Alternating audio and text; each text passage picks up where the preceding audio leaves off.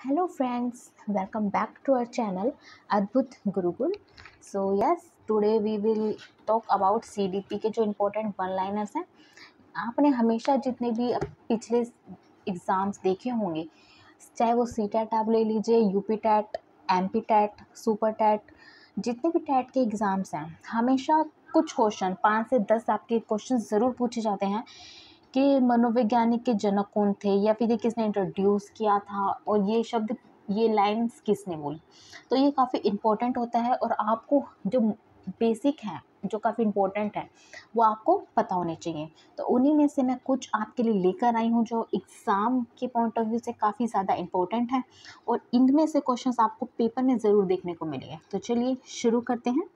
देखिए CDP के important one liners हैं और आप चाहे तो हमारे व्हाट्सएप ग्रुप से भी जुड़ सकते हैं फ्रेंड्स। मैं इसकी पीडीएफ अपने ग्रुप में भी डालूंगी और साथ साथ ये जो कंसेप्ट क्लास है वो भी मैं ग्रुप में भेजूंगी। तो आप चाहें तो नीचे कमेंट सेक्शन में बता सकते हैं या फिर हमको डिस्क्रिप्शन में हमारा व्हाट्सएप ग्रुप का लिंक मिल जाएगा, आप उससे ज्वाइन कर सकते हैं हमारा ग्रुप, जहाँ पर आपको टेस्ट सीरीज़ भी प्रोवाइड कराई जाएगी हर कंसेप्ट के बाद और हर पीडीएफ के बाद, ताकि आपको पता चले कि आपकी तैयारी कितनी है। तो चलिए शुरू करते हैं और आप हमारे चैनल को ज़रूर सब्सक्राइब कीजिए और अपने फ्रेंड्स के साथ शेयर कीजिए। तो देखिए पहला है कि मनोविज्ञानी के जनक कौन है। आप देखिए ये सबसे इम्पोर्टेंट है कि साइकोलॉजी के जनक है कौन। साइकोलॉजी के ऊपर आपके क्वेश्चन आते हैं और इसके जनक कौन है, ये तो बहुत इंपॉर्टेंट है और आपको पता होना चाहिए। तो ये है विलियम वोंट, ठीक है। और प्रयोगात्मक मनोवैज्ञानिक के जनक, देखिए अगर आपको मनोविज्ञानिक के जनक पूछा जाए या प्रयोगात्मक, दोनों के जनक सेम है, विलियम वोंट हैं। कई बच्चे इसमें कंफ्यूज हो जाते हैं कि विलियम वोंट और विलियम जेम्स, तो आप किस तरीके से याद कर सकते हैं। देखिए खाली मनोवैज्ञानिक पूछे और प्रयोगात्मक तो आपको विलियम वोंट लगाना है, और आधुनिक यानी कि मॉडर्न पूछे तो आपको क्या लगाना है, जेम्स, ठीक है।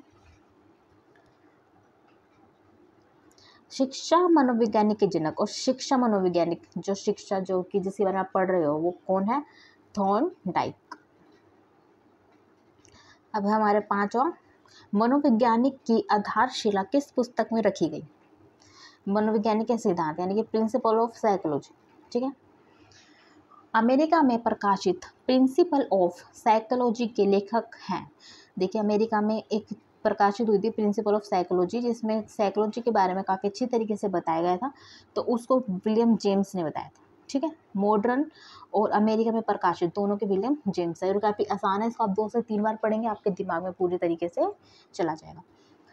मनोविश्लेषणवाद के जनक, देखिए मनोविश्लेषणवाद के जनक कौन है, सिगमंड फ्राइड। अब अरस्तु के बारे में एक क्वेश्चन या 2 क्वेश्चन हमेशा देखने को मिलते ही हैं। मनोवैज्ञानिक को आत्मा का विज्ञान सोल ऑफ साइंस, ठीक है, सोल ऑफ साइंस, इसको कि अरस्तु ने बोला था। ये किसने बोला था, अरस्तु ने। मनोवैज्ञानिक को मन का विज्ञान, अब देखिए आत्मा सोल का तो किसने बोला था, अरस्तु ने बोला था, लेकिन जो मन का विज्ञान वो किसने बोला था, पोम्प्लोजी, ठीक है। तो अब इस तरीके से याद कर सकते हैं। देखिए आत्मा अरस्तु, ठीक है, देखिए अगर आपको अरस्तु याद हो गया आत्मा का, तो दूसरा जो मन आएगा वो आपको अपने आप पता चल जाएगा कि वो पोम्प्लोजी है, ठीक है।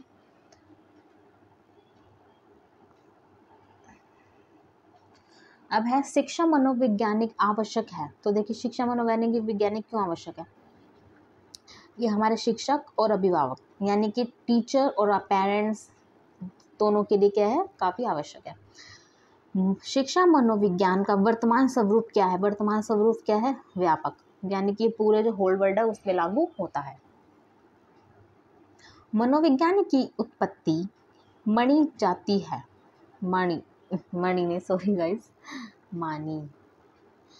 मनोविज्ञान की उत्पत्ति मानी जाती है, तो किस में मानी जाती है, 19। मनोविज्ञान को व्यवहारवाद का विज्ञान सर्वप्रथम किसने कहा, तो व्यवहारवाद का विज्ञान किसने बोला था, वॉटसन ने, ठीक है।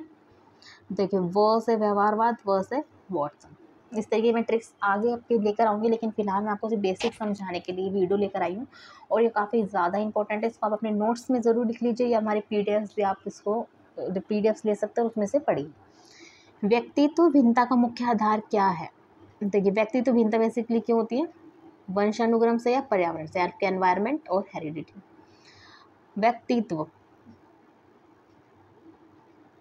व्यक्तित्व भिन्नता का कारण वंशानुगत। अगर दोनों आता है तो वंशानुक्रम लिखना है आपको, और पर्यावरण दोनों अगर खाली एक पूछा जाता है तो किसी एक पर लगाइए जो उस पर है। अब है व्यक्तिगत भेद के क्या कारण है। व्यक्तिगत भेद मतलब इंडिविजुअल डिफरेंसेस होते हैं काफ़ी, वो किस वजह से होते हैं, वो भी हेरिडिटी और वातावरण की वजह से ही होते हैं।